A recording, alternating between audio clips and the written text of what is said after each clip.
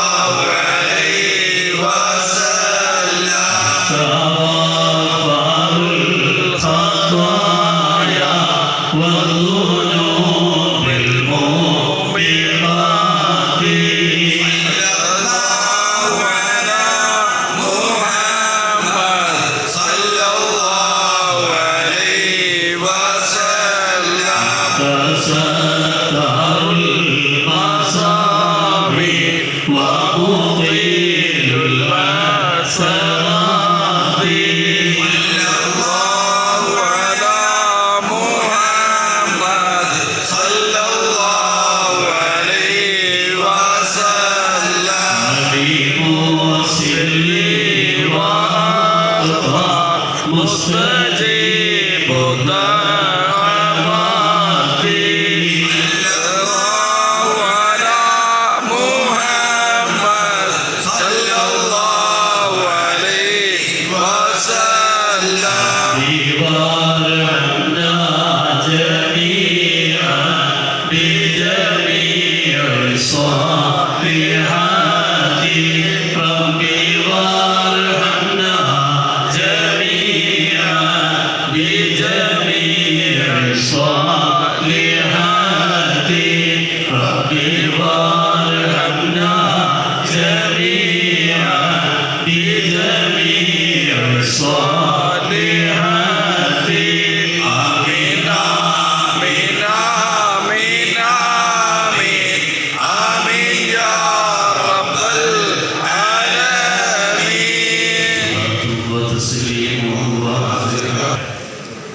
നമ്മുടെ സംഗമം ആരംഭിക്കുകയാണ്. മൗലിദോടുകൂടി ആരംഭിച്ച് പരിപാടി തുടക്കം കുറിക്കുന്നു. അഭിവാദനായ നമ്മുടെ നായകൻ സുന്നി യുവജന സംഘത്തിൻ്റെ സംസ്ഥാന അധ്യക്ഷൻ സയ്യിദ് സാദിഖ് അലി ശിഹാബ് തങ്ങൾക്ക് ചൊവ്വാഴ്ചയാണെന്ന് എല്ലാവർക്കും അറിയാം. നല്ല തിരക്കാണ് പാണക്കാട്. എന്നിട്ടും പ്രാസ്ഥാനികമായ പ്രതിബദ്ധത കൊണ്ട് അദ്ദേഹം ഈ സദസ്സിൽ എത്തിച്ചേർന്നിരിക്കുന്നു. അള്ളാഹു സുബ്ഹാനഹു വ തആല ദീർഘകാലം ഈ ഉമ്മത്തിനെ നിർവഹിച്ച് നയിക്കാനുള്ള ആയുരാരോഗ്യവും ആഫിയത്തും നൽകി അനുഗ്രഹിക്കുമാറാവട്ടെ. ആമീൻ പ്രാർത്ഥിച്ചുകൊണ്ട് സയ്യിദ് അവരുടെ ഈ സംഗമത്തിൻ്റെ ഉദ്ഘാടനം നിർവഹിക്കുന്നതിന് വേണ്ടി സാദരം ക്ഷണിക്കുന്നു.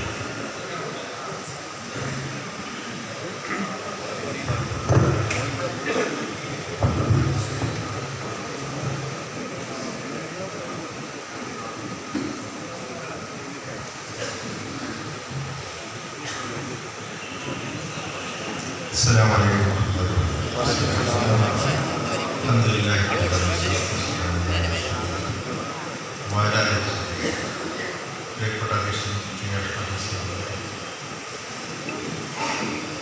ആദരണീയരായ മാറ്റാളവർ സിരി മടക്കരാവർ മറ്റു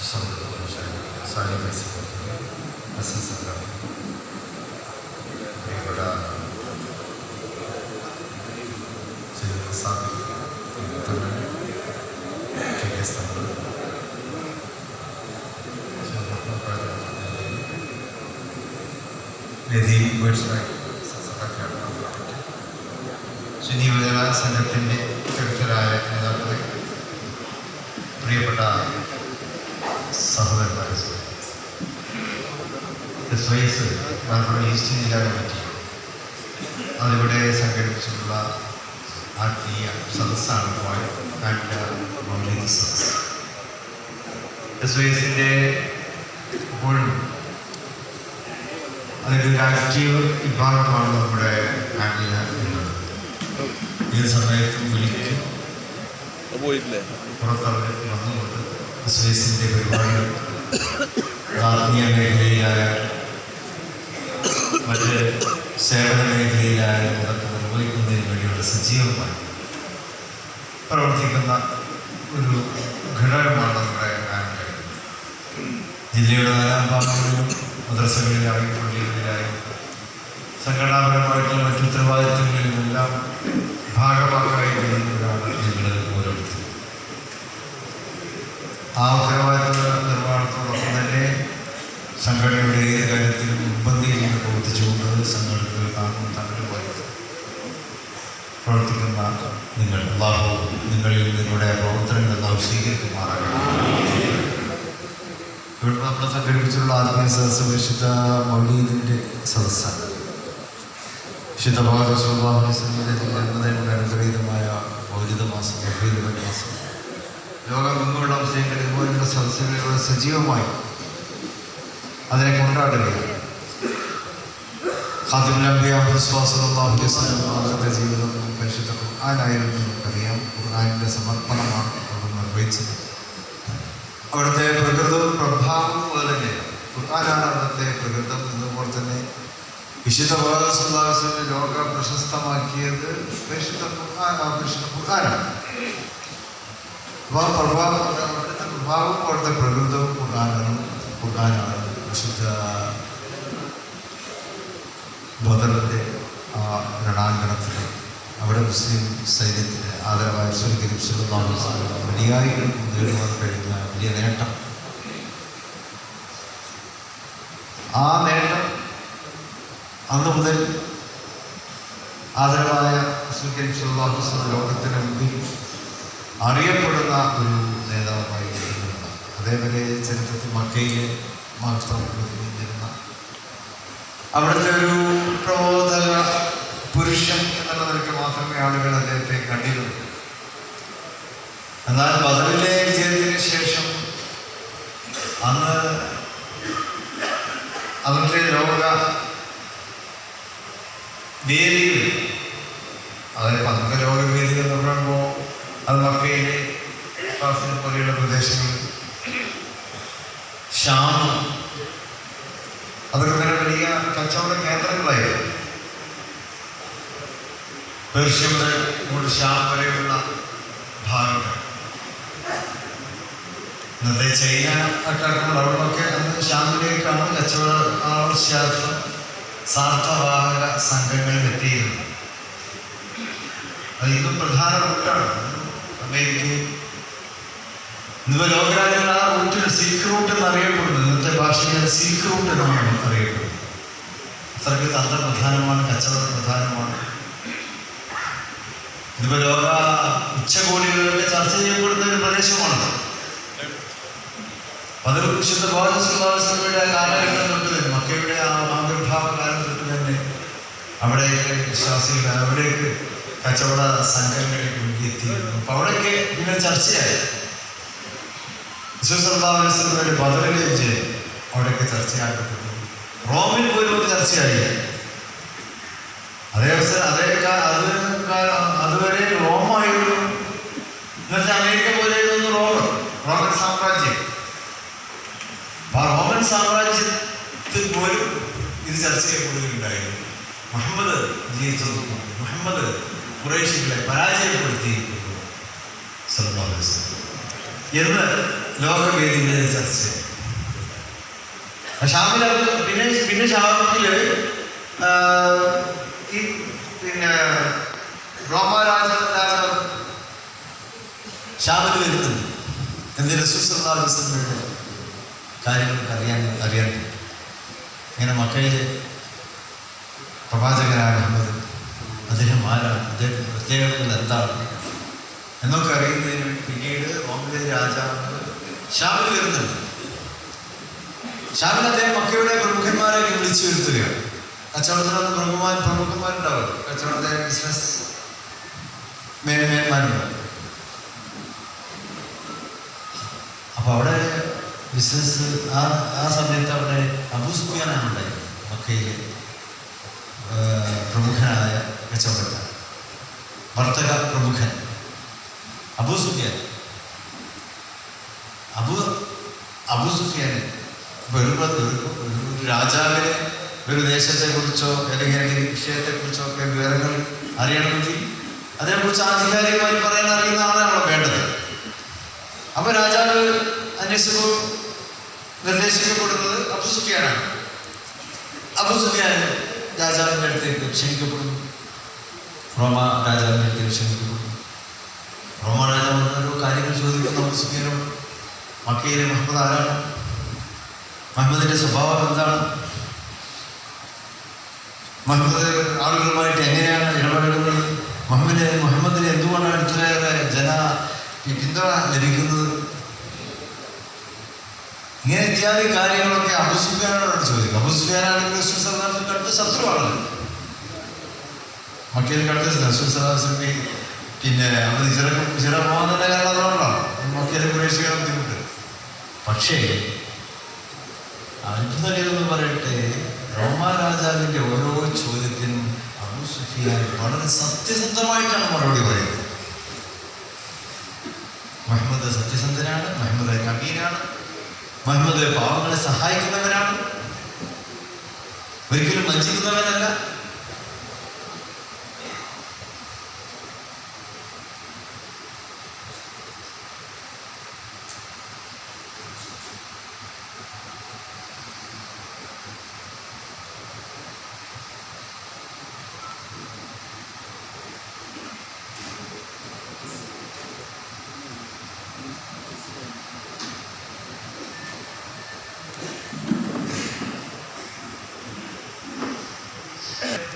രാജാവിൻ്റെ ഓരോ ചോദ്യത്തിനും വളരെ വ്യക്തമായിട്ടുള്ള മറുപടി കൊടുക്കുന്നത്. സത്യസന്ധമായിട്ടുള്ള സുധാകരൻ്റെ മുഴുവൻ ഗുണഗണങ്ങളാണ്.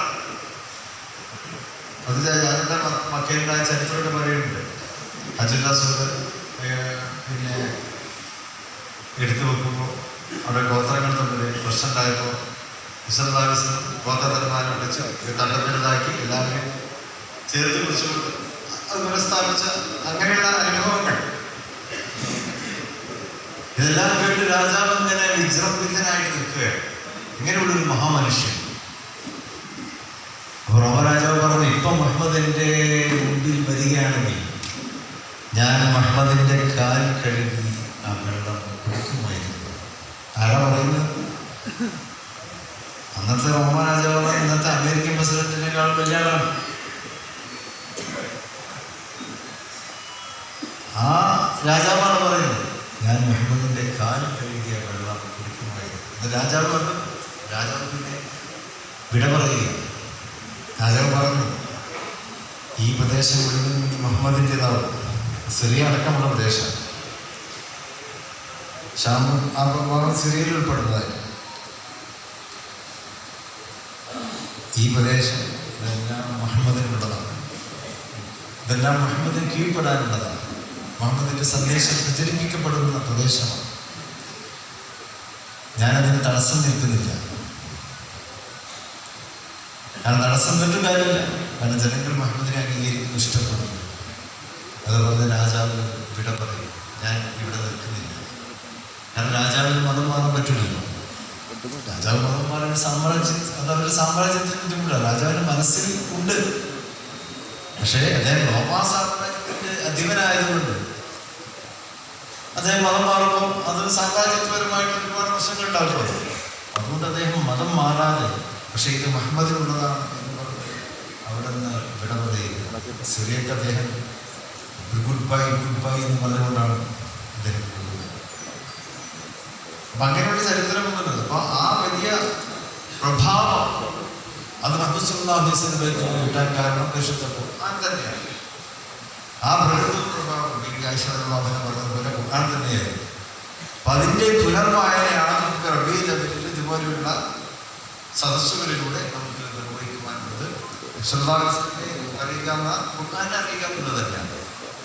ഖുർആനെ സമ്പൂർണ്ണമായിട്ട് അറിയണമെങ്കിലോ സല്ലല്ലാഹു അലൈഹി വസല്ലമയെ നമുക്ക് അറിയേണ്ടി വരും. അപ്പോൾ അത് പരസ്പരം പൂരകമാണ്. അപ്പം അത് റബീഉൽ അവ്വൽ കൂടുതൽ നമുക്ക് നമ്മുടെ ജീവിതത്തിലേക്ക് അത് കടന്നു വരുന്നു. അല്ലാഹു അനുഗ്രഹിക്കും മാറാകട്ടെ. ജീവിതത്തെ മുഴുവനായി നിർവഹിക്കുന്ന പിൻപറ്റുന്ന നല്ലവരായ അടിമകളുടെ കൂട്ടത്തിൽ നമ്മൾ ഉൾപ്പെടുത്തി മാറാകട്ടെ പ്രാർത്ഥിച്ചുകൊണ്ട് ഈ പരിപാടിയുടെ ഔപചാരികമായ ഉദ്ഘാടനത്തിലുണ്ടായ മാർഗി നിർവഹിക്കുന്നു. അസ്സലാമു അലൈക്കും. ഇരിക്കുന്ന കുറേ ആൾക്കാരോട് കാത്തിരിക്കുന്നു. അസ്സലാമു അലൈക്കും.